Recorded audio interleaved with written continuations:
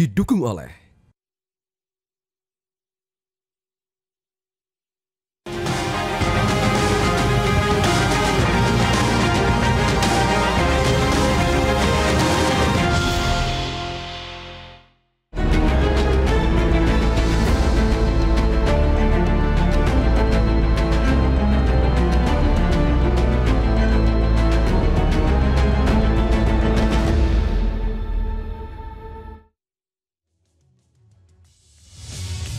Selamat malam pemirsa, nama Menteri Keuangan Purbaya Yudi Sadewa tidak pernah berhenti menarik perhatian masyarakat.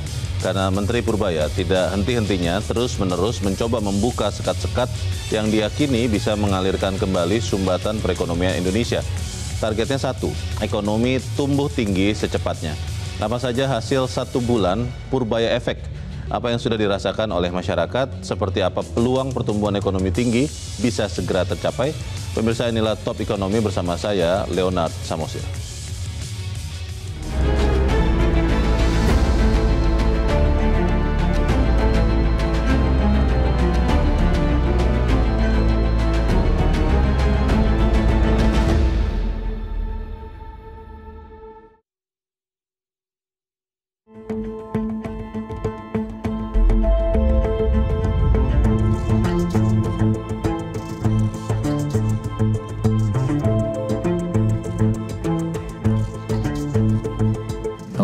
Ketua LP saya katanya ngomongnya kayak agak koboi, sekarang nggak boleh saya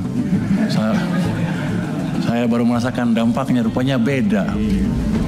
Jadi sekarang saya akan stick ke pidato yang sudah disiapkan oleh staf saya di sini, Pak. Jadi nggak ada session bebas lagi. Yang Bapak rasakan adalah yang kemarin demo itu karena tekanan berkepanjangan di ekonomi, karena kesalahan kebijakan fiskal dan moneter sendiri yang sebetulnya kita kuasain. Yang jadi pertanyaan saya kan, di sini Komisi 11 rapatnya dengan Menteri Keuangan berapa ratus hari dalam setahun. Kenapa tidak pernah mempertanyakan itu? Dan sekarang saya datang ke sini tiba-tiba, udah semuanya pertanyaan banyak sekali yang harusnya sudah putus pada waktu itu. Saya pastikan dana yang 2 triliun masuk ke sistem perbankan hari ini, dan mungkin banknya habis itu bingung berpikir nyalurin kemana. Ini Pak Purbaya ini kasir.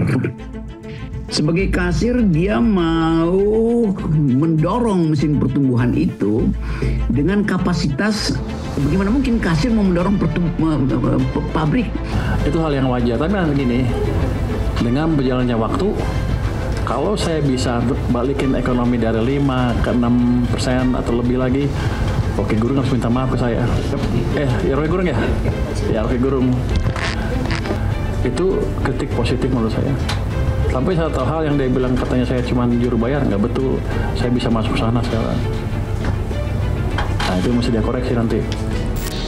Saya tanya kan, supaya rokok gimana? Sekarang berapa rata-rata? 57%. Tinggi amat. Keraun dulu. Rokok ini banyak banget ini ya. Terus kalau turun gitu, ini bukan saya turun, bukan mau turun ya, cuma diskusi. Kalau turun gimana? Kalau turun makin banyak income-nya. Loh kenapa dinaikin kalau gitu? Saya bilang kemarin, itu yang nggak bayar pajak aja ada 60 triliun kan, yang pembayar pajak besar, yang sudah inkrah. Itu dalam waktu seminggu kan saya paksa bayar. Itu kan masuk di 2002, nggak masuk di 2005. Itu yang udah inkrah, udah utang pajak. Nanti 26 kita sisir lagi. Yang jelas gini, kita melakukan fair treatment. Kalau udah bayar pajak jangan diganggu sama sekali, dan nggak ada lagi cerita pegawai pajak meres itu. Nanti saya akan buka channel khusus untuk pengaduan masalah itu. Jadi 60 triliun tahun ini ya Pak masuk? Tahun ini. Pasti masuk Pak? Pasti masuk.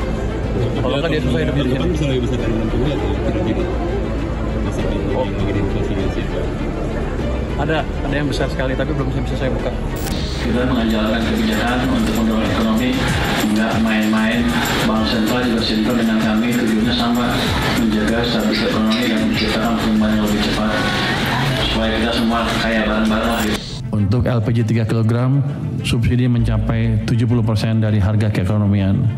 Kami pastikan juga bahwa penyerapan anggarannya sekarang kelihatan sangat membaik. Sehingga Menteri Keuangan tidak perlu nanti ngambil-ngambil anggaran yang tidak terserap. Ya, kalau nanti akhir Oktober ya saya bisa prediksikan berapa penyerapannya. Kalau kurang ya kita ambil uangnya, tapi kalau emang lebih ya kita tambah. Bukan saya mandor, tapi kalau uangnya nggak dipakai saya ambil gitu aja kira-kira.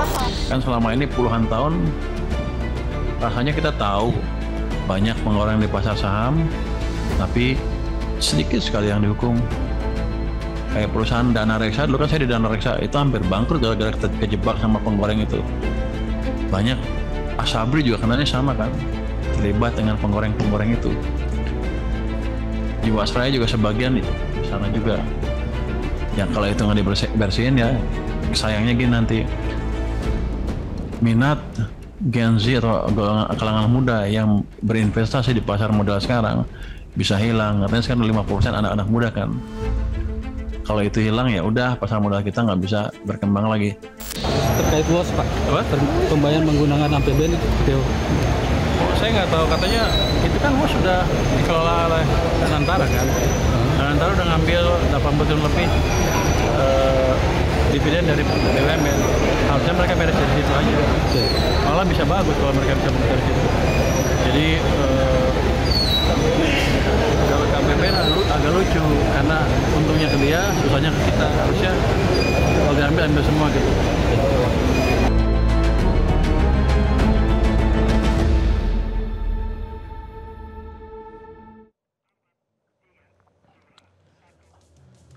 Ya pemirsa, apa saja hasil dari 1 bulan Purbaya Efek, apa yang sudah dirasakan masyarakat dan seperti apa peluang pertumbuhan ekonomi tinggi bisa segera tercapai? Top Ekonomi akan kembali setelah jeda yang satu ini.